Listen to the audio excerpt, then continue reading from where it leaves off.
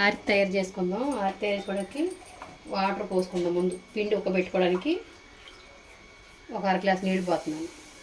ఈ నీళ్ళు కొంచెం మరగనిద్దాం. దీంట్లోనే కొద్ది సాల్ట్ వేసుకుందాం. ఒక్క రవ్వ వేసామన్న పేరుకి వేయాలి. ఆ వాటర్ మరగనిద్దాం. నీళ్ళు మరుగుతున్నాయి కదా, ఈ నీళ్ళల్లో అర గ్లాస్ పిండి నీళ్ళు పోసాక గ్లాస్ పిండి వేసుకుందాం. పిండి వేసుకొని బాగా కలుపుకుందాం. కొంచెం మంట తగ్గించేసి నిదానంగా కొద్ది కొద్దిగా వేసుకుంటూ కలుపుకోండి, గడ్డలు కట్టకుండా.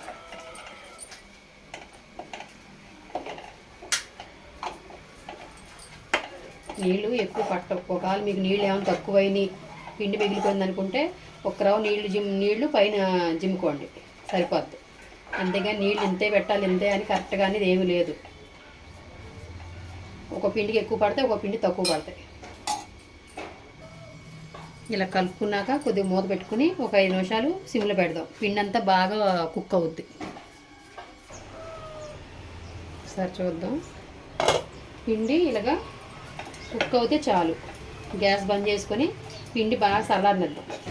పిండి చల్లారాక బాగా అలా మెత్తగా పిసుకోండి. చక్కగా దగ్గరగా అవుద్ది.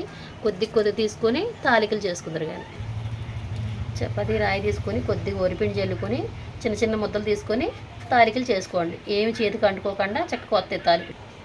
ఇలా చేసుకొని అన్నీ తయారు చేసుకోండి. ఆరితి తయారు చేసుకోవడానికి కొద్దిగా బెల్లం వేసుకుందాం. గ్లాస్ పిండి వేసాం కదా, గ్లాస్ బెల్లం వేసుకోవాలి. దీంట్లోనే ఒక 2 గ్లాసులు వాటర్ పోసుకోవాలి.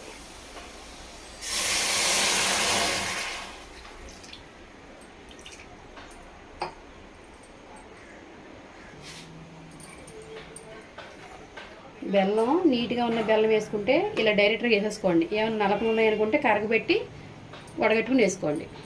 ఆ నీళ్ళు కొద్దిగా బాగా మరగనిద్దాం. మూత తీసి ఒకసారి చూడండి. ఇలా నీళ్ళు మరుగుతున్నప్పుడు తాలికలు చేసుకున్న తాలికలు వేసేసుకుందాం. ఎందుకంటే ఈ వాటర్లో బాగా ఉడకాలి. ఇవి ఉడికి బాగా పీల్చుకుంటాయి ఆ బెల్లం పాకం అంతా. మధ్యలో ఇలా ఉండల్లా చేసుకోండి, బాగుంటాయి తినడానికి. ఇవి ఎక్కువ వినాయక చవితికి వండుకుంటారు. కొద్దిగా ఉడకనిద్దాం. ఇలాగా మూత పెట్టి బాగా కలపకండి. కలిపితే అవి బాగా ఇరిగిపోతాయి. బారుగా తాలికలా లేకుండా ఇరిగిపోతాయి.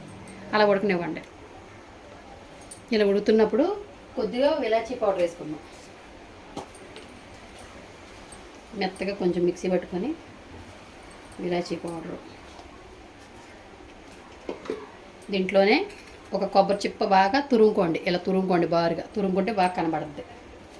ఆ తురుము కూడా వేసుకోండి.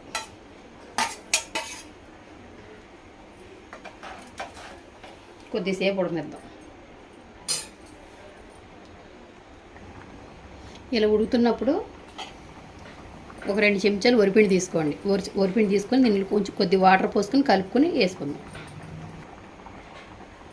ఇవి ఉడుకుతున్నప్పుడు ఈ వరిపిండి కలుపుకొని వేసుకుంటే కొద్దిగా చిక్కగా అవుద్ది, బాగుంటుంది. మరి ఉత్తు తాలికలు అయితే బాగోదు కాబట్టి ఇలా చిక్కగా బాగుంటుంది.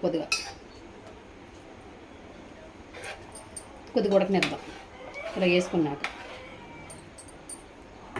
మందపాటి బాండి పెట్టుకోండి. మరి పలసన బాండి పెడితే మటుకి అడుగు పట్టేసి మాడిపోద్ది. మందపాటి బాండి పెట్టుకుంటే బేగా అడుగు పట్టదు. ఎందుకంటే వరిపిండి ఉత్తినే అడుగు పట్టేద్ది. కొద్దిగా ఉడకనిద్దాం. ఇలా చిక్కగా దగ్గరగా వస్తే చాలు. మరీ బాగా గట్టిగా అయిపోయేదాకా దింపితే మటుకి దిగాక మరీ ఆరిపోయి మరీ దగ్గరగా అయిపోతుంది. కొద్ది జారుగా ఇలాగ ఉండే టైపు దింపండి. దింపితే ఏమవుద్దంటే మీరు చల్లారినా కూడా కరెక్ట్గా ఉంటుంది. కొద్దిగా చల్లారిపోయినా కూడా మరీ మనం దగ్గర చేసి దింపితే మటుకి తెల్లం గట్టి సిట్రలా తయారవుద్ది.